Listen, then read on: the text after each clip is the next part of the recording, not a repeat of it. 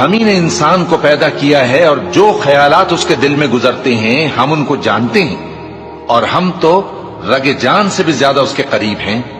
جب وہ کوئی کام کرتا ہے تو دو لکھنے والے جو دائیں بائیں بیٹھے ہیں لکھ لیتے ہیں۔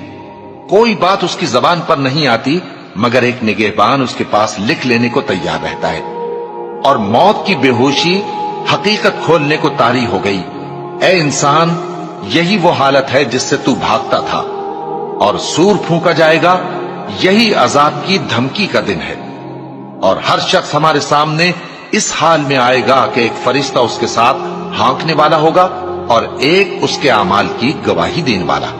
یہ وہ دن ہے کہ اس سے تو غافل ہو رہا تھا، اب ہم نے تجھ پر سے پردہ اٹھا دیا تو آج تیری نگاہ تیز ہے۔